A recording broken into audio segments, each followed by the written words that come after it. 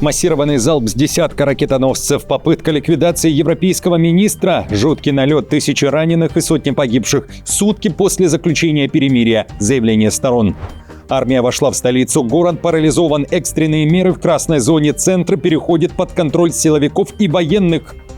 Конец американской империи, вылазка Трампа в Иран ведет к катастрофе, где просчитался и оступился президент. Реакция мира на события последних дней, обзор. Генсека НАТО вызвали на ковер, Альянс провалил проверку Вашингтона, резкое обвинение из Белого дома. Зеленского учат жить, как и что говорить, жесткий совет из администрации Трампа. Битва из-за золотого конвоя, новые детали и обвинения по делу об инкассаторах, схватка Будапешта и Киева из-за слитого видео из туалета. В чем суть? Утечка из Белого дома, которая помогла озолотиться, как зарабатывают на заявлениях американского президента. Путин требует Одессу, заход ВС РФ в глубокий тыл Украины и как немцы пошли против Штатов. Об этом и не только, досмотрите. Друзья, всем привет, это «Время Прядку», коротко, четко и по делу о том, о чем говорят в мире. Спасибо вам за поддержку, и я начинаю.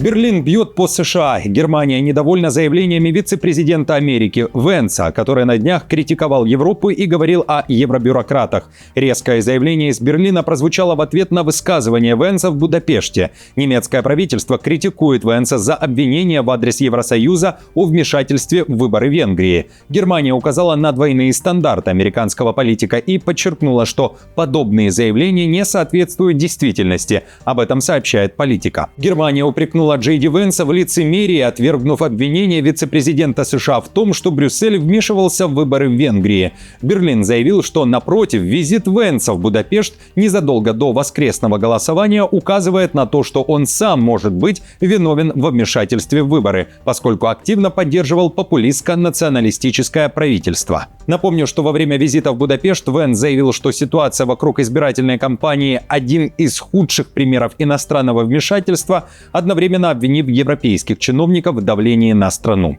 Кроме того, Венс заявил о шоке. Он уверяет, ему пришлось проверять заявление Орбана. Он не верил, что Зеленский совсем недавно собирался передать номер Орбана военным ВСУ, из-за чего вспыхнул грандиозный скандал. В заявлении Венс передал послание на Банковую. Цитирую. «Прежде всего, я даже не знал, что Зеленский говорил о намерении направить частных солдат к резиденции премьер-министра до вчерашнего дня. Об этом мне рассказал Виктор. Затем я пошел, проверил информацию и почти не мог поверить, что это правда. Но это правда. Это совершенно скандально. Никогда не должно быть так, чтобы иностранный глава правительства или иностранный глава государства угрожал главе правительства союзной страны. Это нелепо, это неприемлемо». Напомню, речь идет о выступлении Зеленского от 5 марта. Тогда он заявил о надежде, что один человек из ЕС не будет блокировать европейскую помощь Киеву. В противном случае пригрозил дать адрес этого лица в ВСУ. Зеленский тогда не называл имени и фамилии, но намек был ясен, и его услышал Будапешт.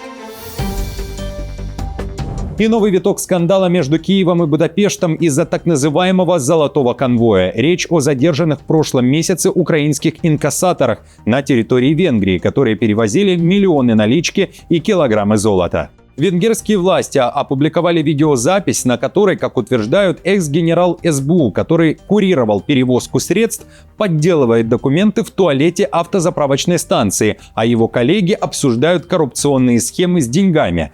Также венгерские таможенники заявляют, что в бронированных автомобилях якобы перевозили свеженапечатанные банкноты, которые ранее не поступали в обращение. Украину по-прежнему обвиняют в отмывании денег. Сама же Украина уже ответила. В Ощадбанке заявили о фальсификациях, которые устроила венгерская сторона. По данным пресс-службы банка, видео было снято еще в марте прошлого года, а на запись наложены венгерские субтитры, содержащие фразу «коррупционные деньги», которые просто не существуют в оригинальной аудиодорожке.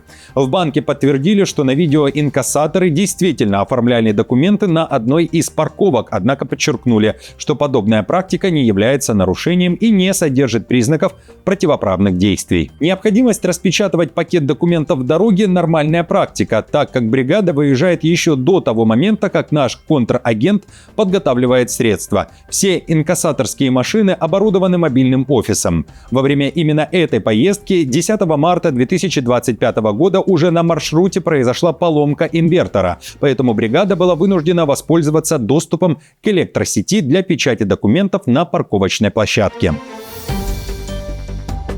Утечка из Белого дома, которая помогла озолотиться. Второй раз за месяц сорванный куш из-за слива данных. За несколько часов до объявления перемирия между США и Ираном на рынке нефти кто-то сделал гигантскую ставку почти на $1 миллиард на падение цен. Сделка была необычной, ее провели одним крупным пакетом, хотя обычно такие операции маскируют и растягивают, пишет Рейтер. А вскоре после этого Трамп объявил о перемирии, и нефть резко подешевела. Такая ставка могла принести огромную прибыль буквально за считанные часы. И это уже не первый подобный случай за последние недели. Американская пресса намекает, формально все может быть совпадением, но слишком уж точно все произошло по времени. Эта ставка последовала за аналогичными действиями 23 марта, когда инвесторы продали фьючерсы на нефть на сумму $500 миллионов всего за 15 минут до заявления Трампа о переносе ударов по энергетической инфраструктуре Ирана. Это шокировало рынки и затем вызвало падение цен на нефть на 15%. Война США против Ирана ведет к концу американской империи. Об этом пишет британское издание The New Statesman. В материале говорится, что события на Ближнем Востоке обернулись стратегической катастрофой и подрывают глобальное влияние США. А действия Белого дома, по мнению автора, демонстрируют типичную политику глупости. Несмотря на то, что Трампа предупреждали о последствиях, он их полностью проигнорировал, переоценил собственные возможности и недооценил Иран. Издание акцентирует внимание на экономических последствиях, на том, как на международной арене действия США ослабляют их союзников и подрывают систему нефти-доллара. В итоге автор делает вывод, что происходящее знаменует начало конца американской имперской роли в мире. Эта вылазка Трампа обернулась походом к катастрофе. Его крупная боевая операция сместилась от цели помешать Ирану обрести ядерные возможности, которые якобы были полностью уничтожены в июне прошлого года, к задаче разблокировать Ормузский пролив и восстановить ситуацию, существовавшую до начала операции. Какой бы ни была цель, довоенный статус-кво уже не восстановим. Не могут стороны и восстановить точность в том, кто и что должен делать. Перемирие, о котором договорились в ночь на среду, как вы знаете, было фактически сорвано. Под ударом оказались 6 стран. О прилетах сообщал Иран, Бахрейн, Кувейт, Саудовская Аравия, ОАЭ и Ливан. Западная пресса пишет, стороны признают прекращение огня, однако их версии условий противоречат друг другу. Пакистан заявляет, что перемирие распространяется и на Ливан. Израиль это отрицает и продолжает удары. В первые часы после перемирия атаки продолжились по нефтяной инфраструктуре сразу в нескольких странах региона. Пакистан как посредник призвал остановить огонь. И я самым искренним и серьезным образом призываю все стороны проявить сдержанность и уважать режим прекращения огня в течение 2 недель, как было согласовано, чтобы дипломатия могла взять на себя ведущую роль и обеспечить мирное урегулирование конфликта. Самый концентрированный авиационный удар был нанесен Израилем по столице Ливана. В Цахал уверяют, атаки были направлены по скоплению войск, ликвидированы сотни представителей Хизбаллы, сотни штабов и целей. Зачистка произошла за 10 минут с десятков самолетов, пишут израильские медиа. Министр обороны Израиля Исраэль Кац назвал удар самым мощным со времен операции со взрывами пейджеров в 2024 году. Израиль вновь заявил, что отделяет конфликт с Ираном от боевых действий в Ливане и намерен изменить реальность в регионе. Цитирую. Силы армии обороны Израиля продолжают активно действовать в Ливане, чтобы отражать угрозы и подрывать возможности Хизбаллы в соответствии с установленной нами политикой. Мы пообещали обеспечить безопасность жителям Севера, и именно это мы сделаем. Трамп уверяет, что соглашение о прекращении огня с Ираном не распространяется на Ливан. Иран заявляет, что это не так, и Ливан был включен в соглашение. КСИР уже пообещал, что готовит ответный удар за атаки по Бейруту. В Ливане же считают погибших и раненых, пишет Axios. По данным Ливанского Красного Креста погибло более 80 человек и 200 получили ранения. Иранские официальные лица назвали это нарушением и предупредили, что это может поставить под угрозу прекращение огня и привести к закрытию пролива. К вечеру 8 апреля Ливан обновил данные и заявил уже о нескольких сотнях погибших и 1000 раненых. В Израиле отреагировали на обвинения в атаках по кварталам. В заявлении Цахал сказал, говорится следующее. Большинство пораженных объектов располагалось в густонаселенных районах, что, по утверждению израильской стороны, является результатом использования Хизбаллой гражданского населения Ливана в качестве живого щита для прикрытия своей деятельности. Перед ударами были предприняты меры для максимального снижения ущерба для непричастных лиц. Во время массированного удара по Бейруту глава МИД Бельгии оказался под обстрелом. Максим Прево прибыл в столицу Ливана на переговоры, чтобы выразить поддержку ливанским властям и глубокую солидарность с семьями, пострадавшим от жестокого конфликта между Израилем и Хизбаллой. Это была цитата. И едва не погиб. Прево уточнил детали. Незадолго до этого я отмечал готовность президента АУНа начать официальные переговоры с Израилем о прекращении огня, как Израиль без какого-либо предварительного предупреждения нанес один из самых масштабных ударов с начала боевых действий, что по имеющимся данным привело к сотням жертв среди мирного населения. Мы находились в посольстве вместе с моей делегацией всего в нескольких сотнях метров от места, куда пришлись ракетные удары. Отдельная тема – это будущие переговоры. Вечером 8 апреля в Белом доме заявили, что США и Иран проведут переговоры в Пакистане уже в эту субботу, 11 апреля. Иран при этом накануне заявлял, что не пойдет ни на какой диалог со Штатами, если Израиль продолжит атаковать Ливан. При этом стороны по-прежнему расходятся по условиям будущих переговоров. Даже внутри американской политики соглашение вызывает недоверие и критику. СМИ пишут, перемирие – это лишь шаткая пауза, а ключевые разногласия остаются нерешенными и могут быстро вернуть большую войну. Путаница вокруг крупных договоренностей, таких как открытие пролива, показывает, насколько сложными будут эти переговоры. Стороны сильно расходятся по ключевым вопросам, касающимся денег на восстановление Ирана,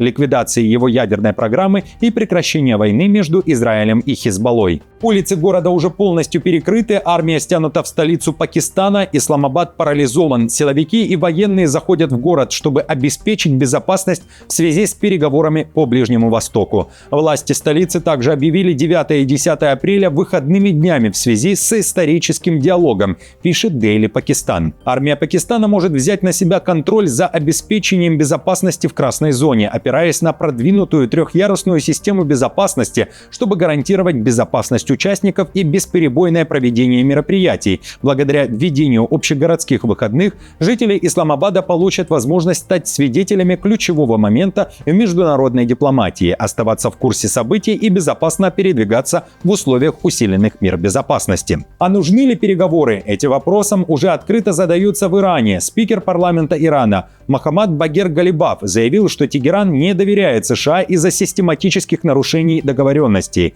По его словам, уже до начала переговоров были нарушены 3 ключевых пункта: режим прекращения огня в Ливане, запрет на вторжение в воздушное пространство Ирана, речь о беспилотнике и право Ирана на обогащение урана. Он подчеркнул, что эти положения входили в 10-пунктный план, ранее названный США основой для переговоров. Таким образом, сама рабочая основа для переговоров была открыта и очевидно нарушена еще до начала переговоров. В такой ситуации двустороннее прекращение огня или переговоры представляются неразумными. Жесткий разговор в Белом доме. Трамп по-прежнему не простил НАТО отказ разблокировать Ормузский пролив силой. Его не устраивали заявления, что Альянс – оборонительный союз. В Белом доме говорят, НАТО устроили проверку, и Трамп лично с Рютте обсудил выход США из Альянса. Эту тему переговоров в Белом доме накануне анонсировала пресс-секретарь Ливит. Она передала послание Трампа. У меня есть прямая цитата президента Соединенных Штатов по поводу НАТО, и я поделюсь ею со всеми вами. Их проверили, и они провалились. И я добавлю, довольно печально, что НАТО повернулось спиной к американскому народу на протяжении последних 6 недель, в то время как именно американский народ финансирует их оборону. Как вы знаете, президент Трамп встретится с генеральным секретарем Рютте через пару часов здесь, в Белом доме. И я знаю, что он с нетерпением ждет очень откровенного и прямого разговора с ним.